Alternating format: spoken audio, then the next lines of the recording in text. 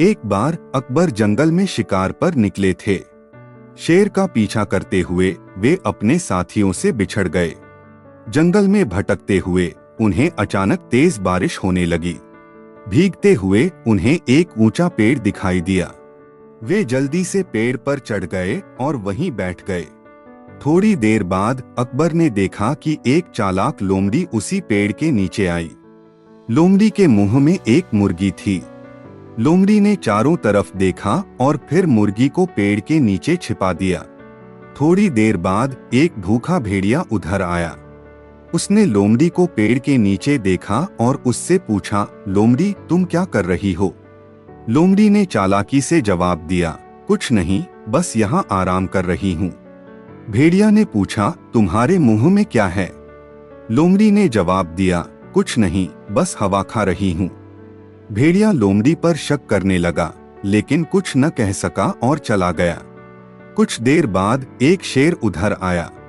उसने लोमड़ी को पेड़ के नीचे देखा और पूछा, लोमड़ी तुम क्या कर रही हो? लोमड़ी घबरा गई और बोली, हुजूर मैं तो बस यहाँ आराम कर रही हूँ।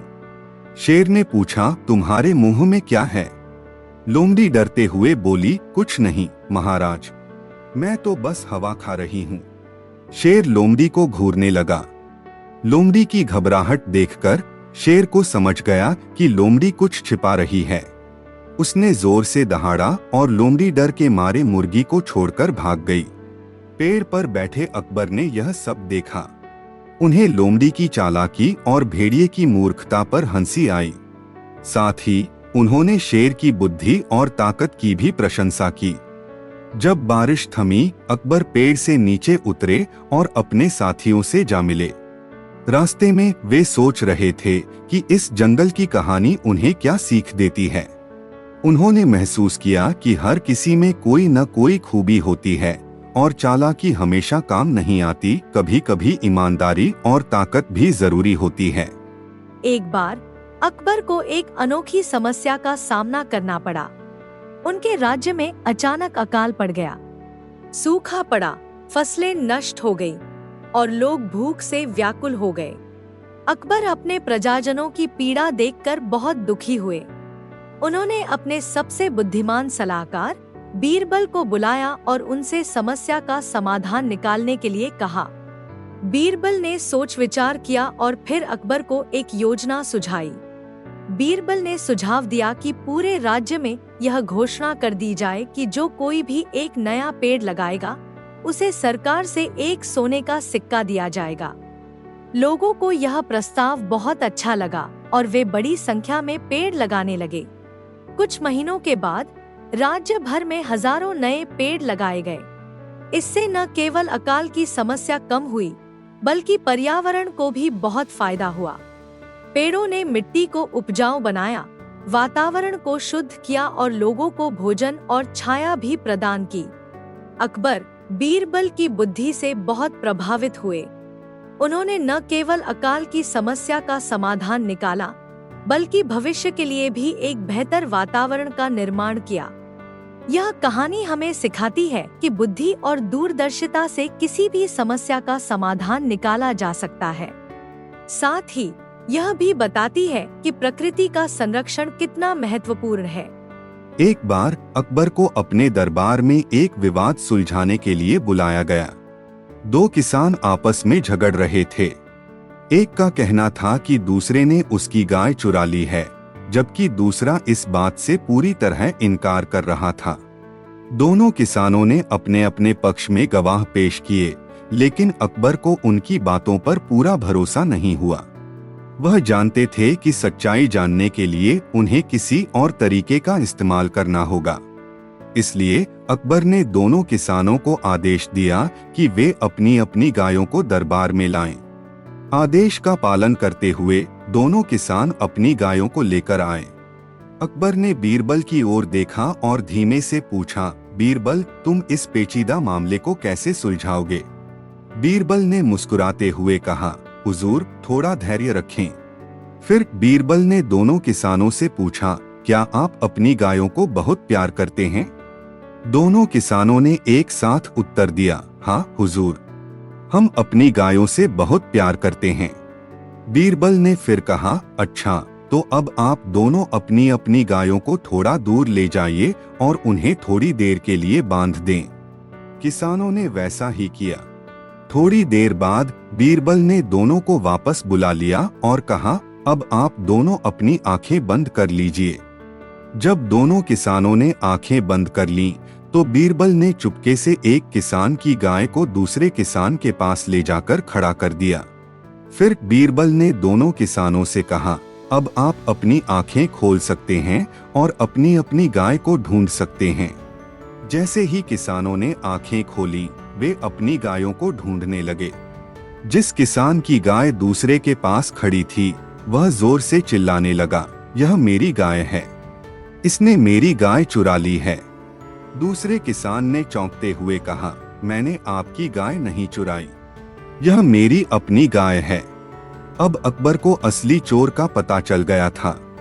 उन्होंने उस किसान को दंडित किया जिसने झूठ बोला था और गाय चुराने की कोशिश की थी। इस कहानी से पता चलता है कि सच्चाई को उजागर करने के लिए कभी कभी अप्रत्याशित तरीकों का इस्तेमाल करना भी जरूरी होता है। एक बार अकबर को अपने राज्य में रहने वाले एक धनी व्यापारी की लालच के बारे में शिकायत मिली। यह व्यापारी जरूरत से ज्यादा चीजें जमा करता था और उन्हें कभी इस्तेमाल नहीं करता था। अकबर को लगा कि इस लालच को कम करने की जरूरत है, इसलिए उन्होंने बीरबल को बुलाया और कहा, बीरबल, मुझे इस लालची व्यापारी को सबक सिखाना है। कोई ऐसी योजना बनाओ जिससे उसे अपनी गलती का एहसास हो। बीरबल ने मुस्कुराते हुए कहा, हुजूर, चिंता न करें, आपके लिए एक योजना है। बीरबल अगले दिन उस धनी व्यापारी के पास गया और उसे बताया कि उसके पास जादुई ताकतें हैं। उसने कहा, मैं तुम्हें एक ऐसा बर्तन दे सकता हूँ जो कभी नहीं भरेगा। तुम इसमें जो भी डालोगे वह हमेशा खाली रहेगा। व्यापारी लालच में आ गया और उसने तुरंत बर्तन ले लिया। वह सोचने लगा कि वह इस बर्तन में सोने, हीरे और मोती भर सकता है। वह बहुत खुश हुआ और बीरबल को धन्यवाद दिया। व्यापारी घर गया और बर्तन में सोने के सिक्के डालने लगा, लेकिन चाहे वह कितने भी सिक्के डाले, बर्तन हमेशा खाली रहता था। व्यापारी हैरान और निराश हुआ।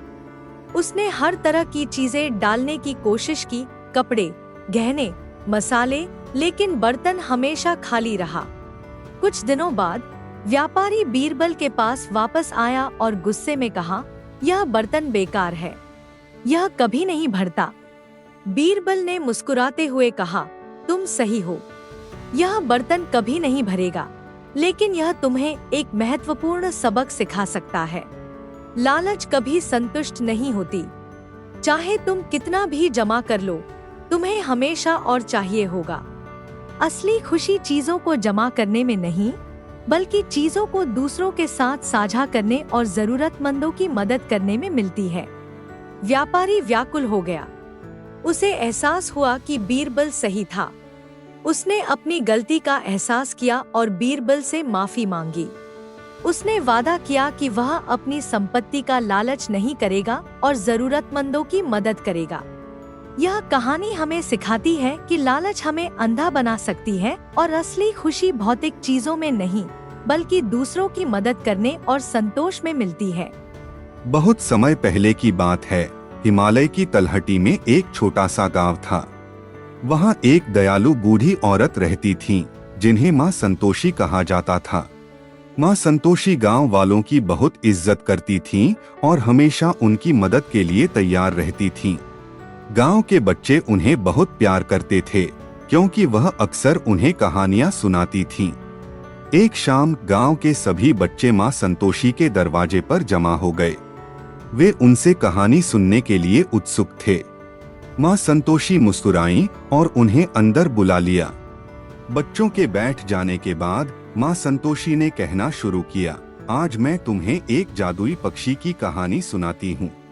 इस पक्षी के पंख इतने रंगीन थे कि सूरज भी उनकी चमक से ईर्ष्या करता था। वह पेड़ से पेड़ उड़ता था और अपने मधुर गीत से जंगल को गुंजायमान कर देता था। बच्चे उत्सुकता से सुन रहे थे। माँ संतोषी ने कहानी जारी रखी, यह पक्षी जंगल के सभी जानवरों से दोस्ती करता था। वह उनकी बातें सुनता था और उनकी परेशानियों को दूर करने में उनकी मदद करता था। एक दिन जंगल में भयंकर सूखा पड़ा। पेड़ पौधे मुरझाने लगे और जानवर पानी की कमी से परेशान थे। जानवरों ने अपनी परेशानी जादुई पक्षी को बताई। पक्षी ने उनकी मदद करने का वादा किया।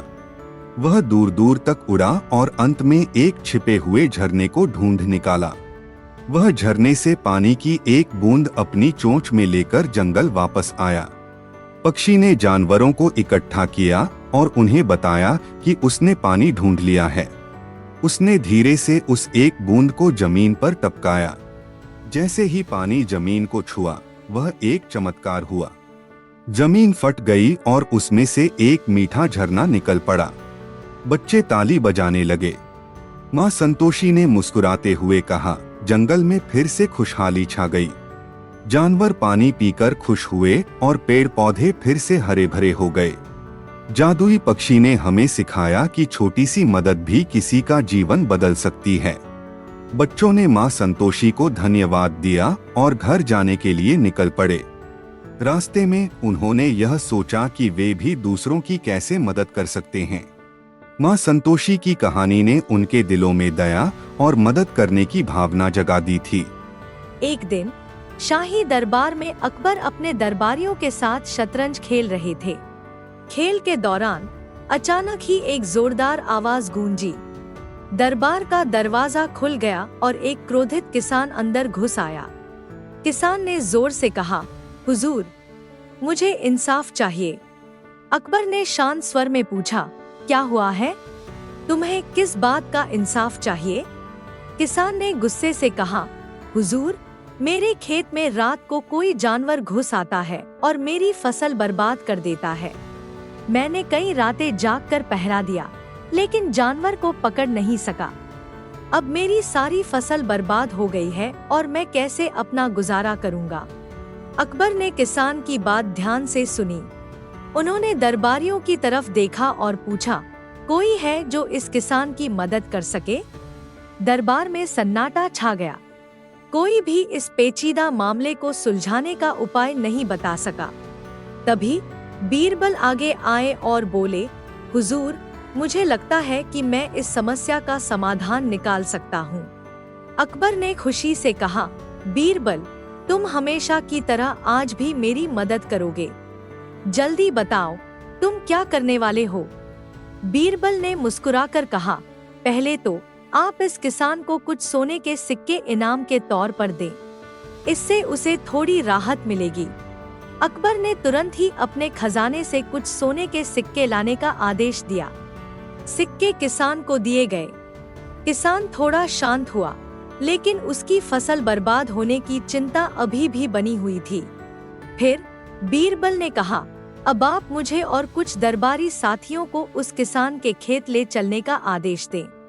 हम वहां रात बिताएंगे और देखेंगे कि असल में क्या हो रहा है। अकबर ने बीरबल की बात मानी और रात को सभी लोग किसान के खेत की रखवाली करने के लिए गए। रात के अंधेरे में उन्होंने देखा कि एक बंदरों का झुंड खेत में घुसकर फसल को नष्ट कर रहा है। अगली सुबह बीरबल ने अकबर को बताया कि जानवर कोई जंगली जानवर नहीं, बल्कि बंदरों का झुंड है। अकबर को यह सुनकर थोड़ी हैरानी हुई।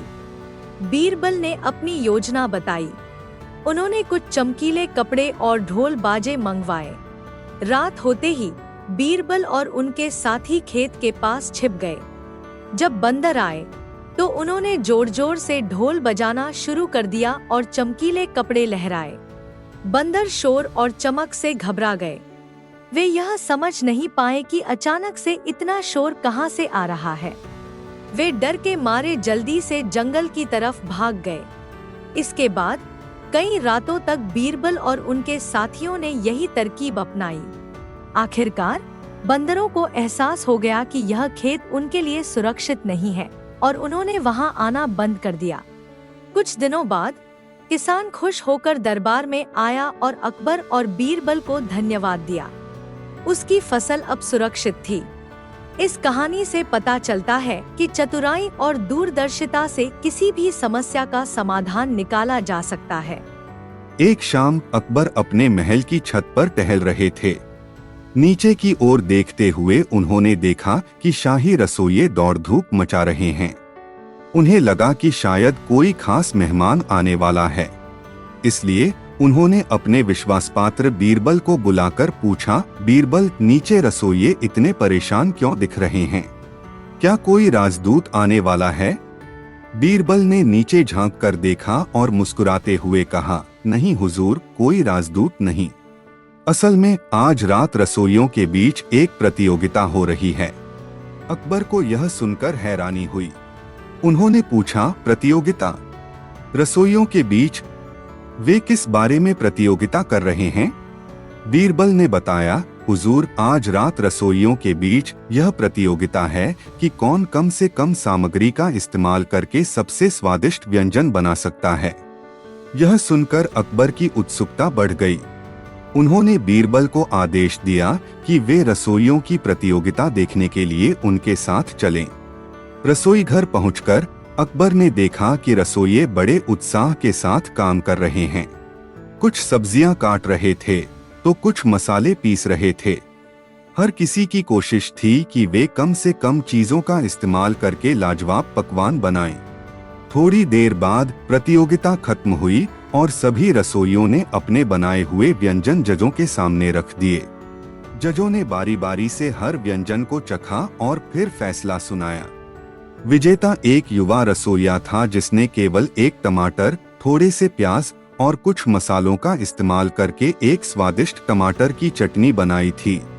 चटनी का स्वाद इतना लाजवाब था कि अकबर भी उसके मुरीद हो गए। प्रतियोगिता खत्म होने के बाद अकबर ने विजेता रसोइये को बधाई दी और उससे पूछा, तुमने इतनी कम चीजों में इतनी स्वादिष्ट चटनी कैसे बनाई? युवा रसोइये ने जवाब दिया, हुजूर, स्वादिष्ट भोजन बनाने के लिए हमेशा बहुत सारी चीजों की जरूरत नहीं होती। थोड़ी सी मेहनत, सही मसालों का मिश्रण और सबसे जरूरी प्यार से बनाया गया भोजन ही सबसे अच्छा लगता है। अकबर रसोइये की बातों से बहुत प्रभावित हुए। उन्होंने न सिर्फ उसे इनाम दिया बल्कि यह भी आदेश दिया कि रसोई में रोजाना ऐसी ही प्रतियोगिताएं कराई जाएं ताकि रसोइयों की कला में निखार आए और उन्हें नई चीजें सीखने का मौका मिले। यह कहानी हमें सिखाती है कि सफलता के लिए हमेशा बहुत सारे संसाधनों की जरूरत नहीं होती। थोड़ी सी मेहनत, चतुराई और जुनून से भी हम कम चीजों में बेहतरीन काम कर सकते हैं।